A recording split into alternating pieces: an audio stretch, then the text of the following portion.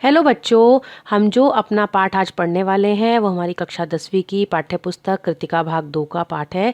ये पाठ 1 है, माता का आंचल इसका नाम है और इसके जो लेखक हैं वो शिव पूजन साय जी हैं। ये जो पाठ है बच्चों, इसका सारांश बताऊंगी मैं आपको सरल शब्दों में। थोड़ा सा लंबा पाठ है, लेकिन अगर आप ध्यान से सुनेंगे तो आपको ये जल्दी समझ में आ जाएगा।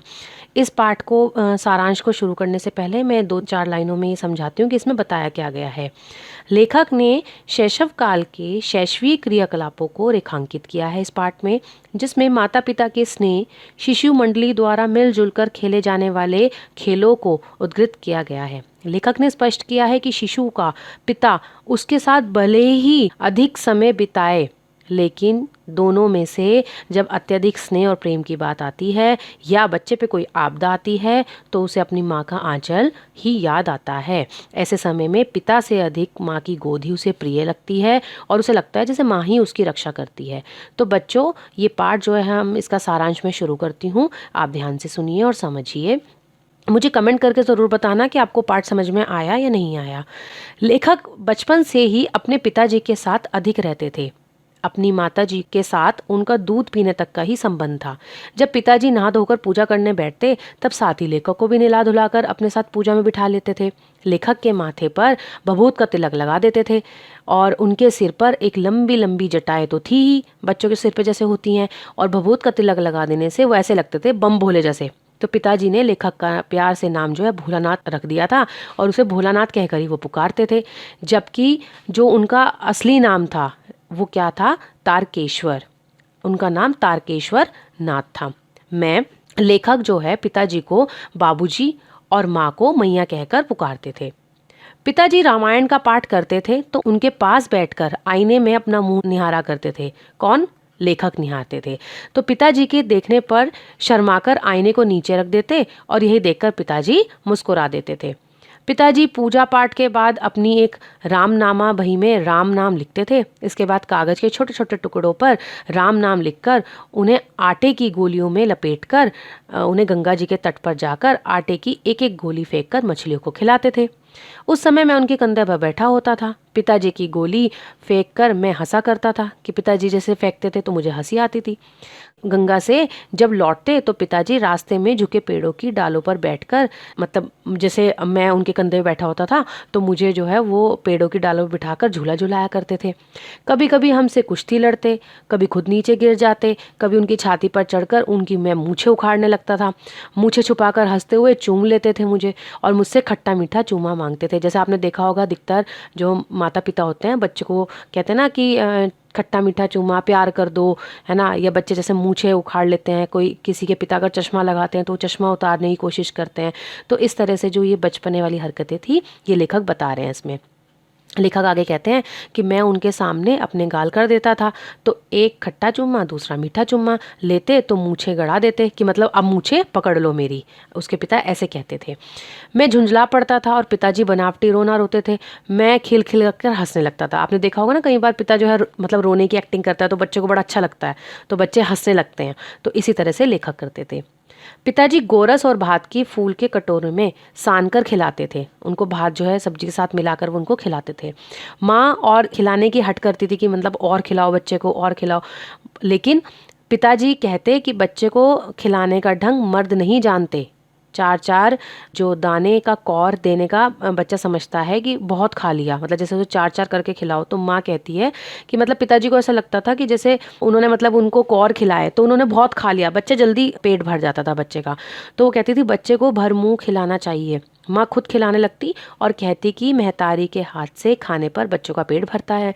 माता खिलाती और कहती यह तोते के नाम का, ये कबूतर के नाम का कौर है। खूब खिला देती, जैसे करती है ना माँ बहाने से, तो ऐसे उन बच्चों को खिलाती।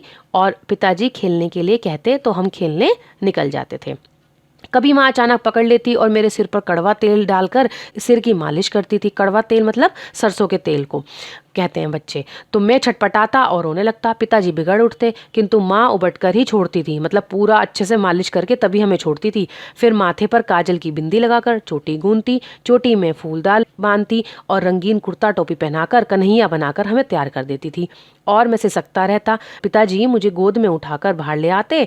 जैसे ही बाहर आते और इंतजार करते हुए बालकों के झुंड को देखकर ही मैं सिसकना भूल जाता। यानी पहले तो मैं रो रहा था, लेकिन जैसे मैं देखता हूँ कि बालक जो है मेरे झुंड में एकत्रित होकर मेरे साथ खेलने आ रहे हैं, तो मैं अपना सिसकना यानी रोना, धीरे धीरे जो बच्चा रोता सिसकता रहता उसको वो भूल जाता था। पिताजी की गोद से उतरकर बालकों के झुंड में मिलकर खेलने लग जाता और तरह तरह के नाटक करने लग जाता था। वहीं चबूतरे के कोने में सब खेल खेलते थे। पिताजी नहाने वाली चौकी को लेकर उस पर सरकंडे के खंबे बनाते, कागज का टेंट बनवाते, मिठाइयाँ की दुकान लगाते और मिट्टी के डेलों के लड्डू बनाते, पत्तों की पूरी कचौरी, गीली मिट्टी की जलेबी, फूटे घड़ों के टुकड़ों के बताशे बनाते, दुकान सजाते। जैसे बच्चे नहीं खेलते हैं कि मतलब हम चलो दुकानदार दुकानदार खेलते हैं, तो इस तरह से वो बच्चे खेला करते थे।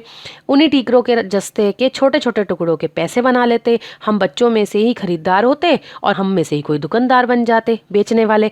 थोड़ी देर बाद मिठाई की दुकान बंद हो जाती, घरौंदे बनाते, यानी जैसे मिट्टी के बच्चे घर बनाते हैं। रेत की मेड़ की दीवार बनती, तिनकों का छप्पर, दातून के खंबे, दिया सलाई की यानी माचिस की पेटियों के किवाड़ बना देते, पानी का घी, बालू की चीनी, ऐसे ही घड़ों में टुकड़ों का प्रयोग करते, जो नार तैयार कर देते।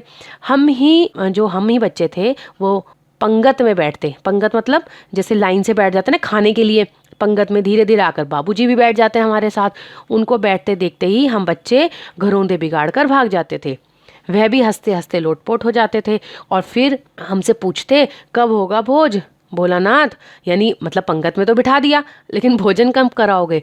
तो ये उनके पिताजी भी उनके साथ खेलते और उनके साथ पूरे भागीदारी दिखाते थे अपनी। कभी बच्चे बारात निकालते, कनस्तरों का वो तंबूरा सा बजाते, आम की उगी हुई गुठलियों को घिसकर शहनाई बनाते। हम में से कोई दूल्हा, कोई संबंधी आदि बन जाता, कोई हमारा जो है समधी बन जाता। बारात जो है चबूतरों के एक कोने से दूसरे कोने पर जाकर लौट आती। जिस कोने पर बारात जाती थी उस कोने को आम के पत्तों और केले के पत्तों से हम सजा दिया करते थे।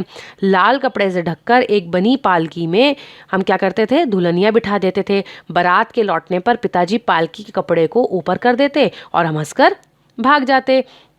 थोड़ी देर में बच्चों की मंडली खेतों की ओर चल देती थी। बस चबूतरे के एक कोने पर घिरनी गड़ जाती, नीचे की गली कुआं बन जाता। मंजू की पतली रस्सी बनाकर घिरनी पर चढ़ा और चुक्कड़ बांध लगा दिया जाता था। दो लड़के बैल बनते, पानी खींचने लग जाते। चबूतरा खेत बनता, कंकड़ बीज बनते, मेहनत से खेत जोतते बोए जाते। फसल तैयार हुई, हाथों हाथ कट गई और जो है लेकर सब अपना चलते बनते थे। उसे एक जगह रखकर पैरों से हम रोन भी देते थे। मिट्टी के जो बने कटोरे थे उसमें ओसाते थे, मतलब उसमें रखते थे हम। मिट्टी के बने दियों की तराजू बनाकर तौलते थे। आपने देखा होगा ना, जैसे हम धागा लपेट कर एक दिया इधर और एक दिया इधर लगाकर क्या बना देते हैं, मिट्टी की एक तराजू सी बना देते हैं। तो हम मतलब तौलते भी थे कि कितना जो है गेहूं हम दे रहे हैं। बाबूजी पूछते इस साल खेती कैसी रही भोलानाथ, मतलब बाबूजी भी पूरा आनंद लेते थे। हम इस राशि को छोड़कर भाग जाते थे और इस तरह खेलते खेलते देखकर बटोई में रुक जाते थे। अब क्या होता था फिर, कभी वो कहते हैं कि हम जो है दूल्हे के आगे पालकी देख लेते तो खूब जोर से चिल्लाते थे, रहरी रे मैं रहरी पुरान रहरी, डोला के कन्या महार मेहरी, मतलब अपनी भाषा में गाना सा गाते थे। तो एक बार ऐसा करने पर एक बूढ़े वर ने हम बच्चों को बहुत दूर तक खदेड़कर डेलों से मारा था। उस खूसट खबीस की सूरत लेखक को अब तक याद है। ना जाने किस ससुर ने वैसा जमाई ढूंढ निकाला था। वैसी शक्ल का आदमी हमने कभी नहीं देखा था। एक बार जोर की आंधी आई और हम सब आम के बाग की ओर दौड़ चले।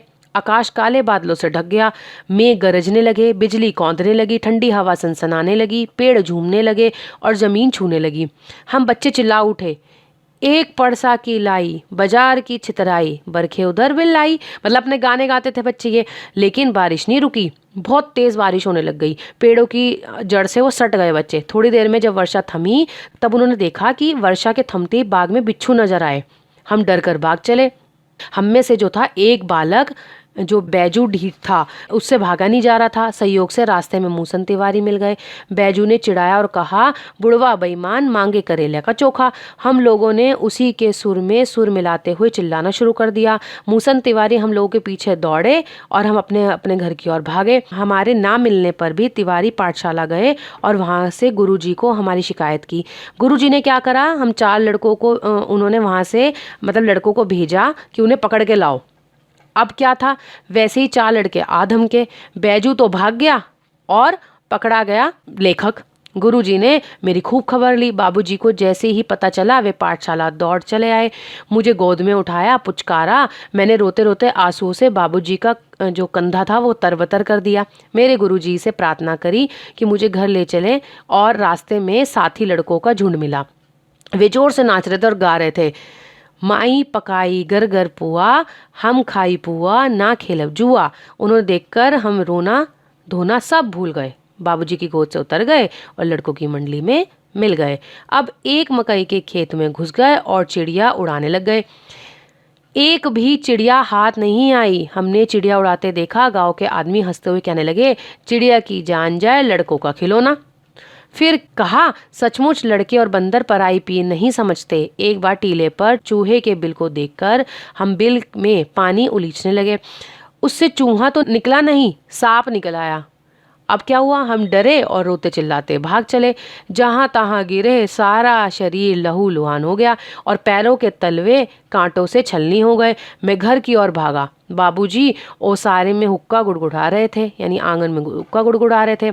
उन्होंने बहुत पुकारा पर मैंने माँ की गोद में ही शरण ली। मैं उसके आंचल में छिप गया। माँ सब काम छोड़कर रो पड़ी और भय के कारण पूछने लगी कि अभी अंग भरकर दबाती और मेरे अंगों को अपने आंचल से पोंछती। मतलब कभी दबा रही थी, कभी पोंछ रही थी। बड़े संकट में पड़ गई। झटपटाती हल्दी पीस कर लाई। मैं सांसा करते हुए माँ के आंचल में छिपा जा रहा था। घर में कोहराम मच गया। सारा शरीर कांप रहा था। रोंगटे खड़े हो गए। आंखें खोलना चाहते थे पर खुल नहीं रही थी। आंखें मतलब खुल रही थी, कभी बंद हो रही थी उनकी। मैं कांपते हुए होठों को देखकर माँ रोती और बड़े लाड से मुझे गले लगाती। इसी बीच बाबूजी दौड़े आए और माँ की गोद से मुझको लेने लगे। पर मैंने माँ के आंचल को नहीं छोड़ा। मैं माँ के आंचल की प्रेम और शांति के चंदों की छाया में ना छोड़ पाया। तो बच्चों, ये था सार। देखो, जब भी कोई मुसीबत आती है तो हम सबसे पहले क्या करते हैं, हम अपने माँ को ही याद करते हैं। हमें अपनी माँ के अलावा कोई नहीं दिखाई देता। तो वो भी वैसे तो अपने पिताजी के साथ घूमते थे, फिरते थे, सब जगह रहते थे खूब। उनके पिताजी भी उनके साथ मस्ती करते थे। लेकिन जब उनको दर्द हुई, तकलीफ हुई, तो उन्हें किसकी याद आई, माँ की याद आई। तो इसी पर आधारित बच्चों ये आपका पाठ था जो कि मैंने आज आपको समझाया। मुझे कमेंट करके ज़रूर बताना कि आपको पाठ समझ में आया या नहीं आया। धन्यवाद।